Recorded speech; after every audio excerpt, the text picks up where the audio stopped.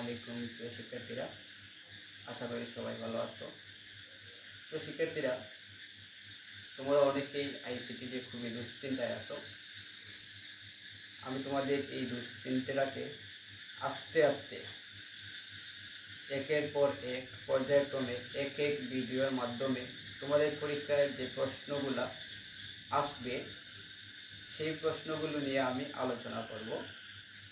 আমি পূর্বে যে ভিডিওগুলো তোমাদের জন্য করেছি সেই ভিডিওগুলো অত্যন্ত গুরুত্বপূর্ণ এবং আমি সামনে যে সকল ভিডিও করব, যে সকল টপিকস নিয়ে আলোচনা করব, প্রত্যেকটি টপিক্সে তোমার এইচএসসি 2025-এর আইসিটি পরীক্ষার জন্য অত্যন্ত গুরুত্বপূর্ণ। আমি বিভিন্ন বোর্ড প্রশ্ন ঘাটাঘাটি করে প্রশ্নগুলো দেখে আমি ভিডিও তৈরি করি।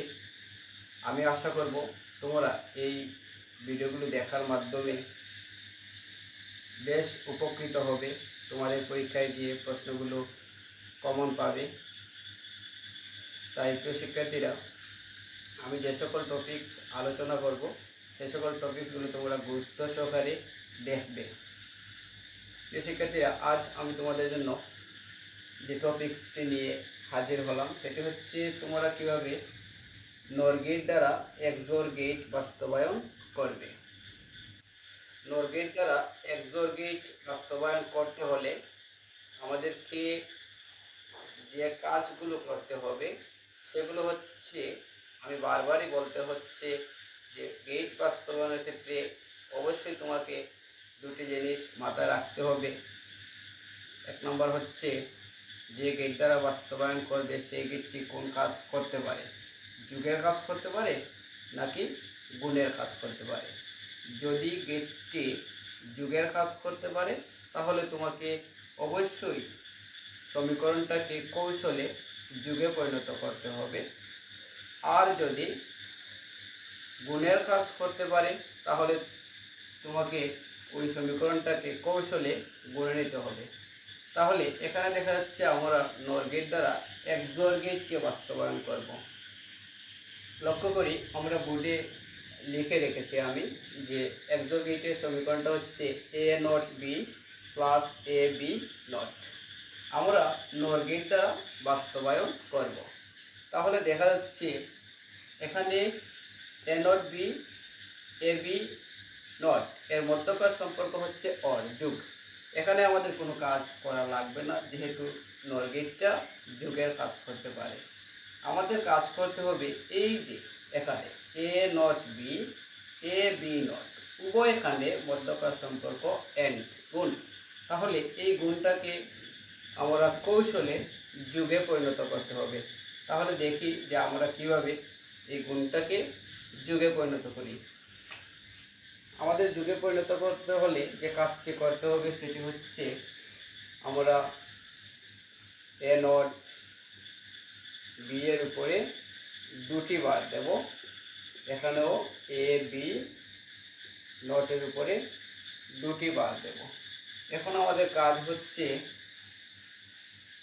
একটি বার ভাঙ্গা। আমরা যদি একটি বার ভাঙ্গি তাহলে মানটি দাঁড়ায় এ নট, একটা বার ভাঙ্গার কারণে আসবে আরও একটি নট, এখানে গুণ আছে হবে যোগ, এখানে হবে বি, একটা বার ভাঙ্গার কারণে একটি নট। আমরা একটি বার ভাঙলাম, একটি বার কিন্তু আমাদের উপরে থেকে গেল, আমরা সেই বারটি উপরে বসালাম। তারপর এখানে এ নট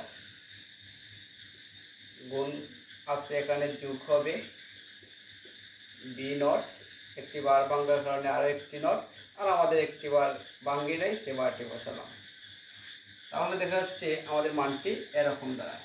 এখন আমরা জানি যে এখানে প্রতি ক্ষেত্রে মধ্যকার সম্পর্ক কিন্তু অর হয়েছে, কিন্তু উপরে বার নেই। উপরে যদি বার না থাকে, মধ্যকার সম্পর্ক অর থাকে, সেটা হবে অর গেট। কিন্তু উপরে যখন বার আসবে তখনই হবে নর গেট। তাহলে আমাদের কাজ হচ্ছে উপরে দুটি বার দেয়া। আমরা আরেকটি লাইন লিখি, যেহেতু এখানে আমাদের আরও কিছু কাজ করণীয়। আমরা জানি যে এ হোল নট ইকুয়াল টু এ, অর্থাৎ কোনো সংখ্যার উপর এইরকম অ্যালফাবেটের উপর যখন দুটি বার থাকে তখন তার মানটি হয়, যে মানটি থাকবে সেটি। অর্থাৎ এর উপর দুটি বার আছে মানটি হবে এ, এখানে যদি বি থাকে তাহলে এখানে হবে বি, এখানে যদি এল থাকে তাহলে হবে এল। অর্থাৎ দুটি বার মানে একটিও না। তাহলে এখানে মানটি দাঁড়ায় এ প্লাস বি। আমি একটু বড় করে লিখি, এখানে মানটি দাঁড়াবে এ প্লাস বি নট, উপরে বার। তারপরে এখানে দাঁড়াবে এ নট প্লাস বি, উপরে বার। এখন আমাদের কাজ হচ্ছে উপরে দুটি বার দিয়ে দেওয়া। যেহেতু একটি বার দেওয়ার কোনো নিয়ম নেই, তাই আমরা উপরে দুটি বার দিলাম। এখানে দেখা যাচ্ছে A plus B not plus A not plus B, উভয় ক্ষেত্রে মধ্যকার সম্পর্ক যোগ এবং উপরে উভয়ের আছে বার, তাহলে সেটি নর গেটে পরিণত হলো। এখন আমাদের কাজ এই সমীকরণ অনুসারে সুন্দর করে লজিক সার্কিট অঙ্কন করা। আমরা লজিক সার্কিটটি অঙ্কন করি, এখানে অঙ্কন করি এ বি, এখানে আছে এ, আমরা এ নিলাম, এখানে আছে বি নট, আমরা বিটাকে নর করে বি নট নিলাম।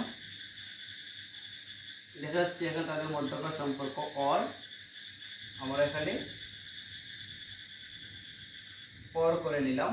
মানটি হবে এ প্লাস বি নট। এখানে দেখা যাচ্ছে একটি বার আছে, আমরা এখানে নর করলাম, বারটি চলে আসলো। আমাদের এটুকু কাজ শেষ। এখন আসছে যে এ নট প্লাস বি, তাহলে আমরা এ নিলাম, এটাকে নর করে এ নট নিলাম, তারপর প্লাস বি, তাদের মধ্যকার সম্পর্ক অর, আমরা করলাম অর। এখানে মানটি হবে এ নট প্লাস বি। দেখা যাচ্ছে উপরে বার আছে, আমরা এখানে নর করে নিলাম, মানটি দাঁড়ালো A not plus B full not.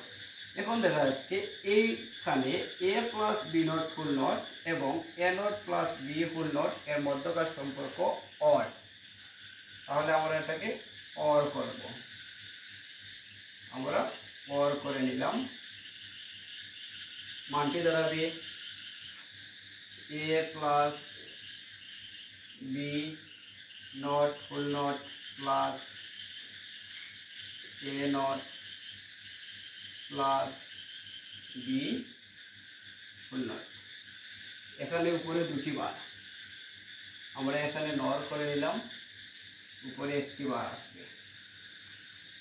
এখন আমাদের বার কিন্তু আরও একটি প্রয়োজন, তাহলে আমরা কি করব? আমাদের কাজ হচ্ছে আরও একটি নর গেট অঙ্কন করা। আমরা আরও একটি নর গেট অঙ্কন করে নিলাম। এখন মানটি দাঁড়াবে, এখানে জায়গা নেই, আমি এখানে লিখে নিলাম যে এখন মানটি দাঁড়াবে A plus B not full not plus A not plus B full not. আগে ছিল একটি বার, আর এখানে নর গেট আরো একটি অঙ্কন করার কারণে আরো একটি বার। আমাদের নর গেট দ্বারা এক্সর গেট বাস্তবায়ন করা হয়ে গেল। শিক্ষার্থীরা, আশা করি তোমরা বুঝতে পেরেছো যে কীভাবে নর গেট দ্বারা এক্সর গেট বাস্তবায়ন করা হয়। আমি আশা করব তোমরা তোমাদের পরীক্ষায় যে সকল প্রশ্ন সমূহ আসবে সেই সকল গুরুত্বপূর্ণ প্রশ্ন নিয়ে আমি আমার ইউটিউব চ্যানেলে ভিডিওগুলো পর্যায়ক্রমে আপলোড করব, যেন তোমরা একটু হলেও উপকৃত হতে পারো। তার জন্য তোমাদেরকে একটি কথা অবশ্যই বলতে হবে, সেটি হচ্ছে যারা আমার ইউটিউব চ্যানেলটি সাবস্ক্রাইব করে রাখেননি তারা আমার চ্যানেলটি সাবস্ক্রাইব করে রাখবেন, বেল বাটনটি অন করে রাখবেন, যেন খুব সহজে এই গুরুত্বপূর্ণ টপিকসগুলো তোমরা খুব সহজে পেয়ে যাও এবং আমার দ্বারা একটু হলেও উপকৃত হতে পারো। ধন্যবাদ সবাইকে, ভালো থাকবেন।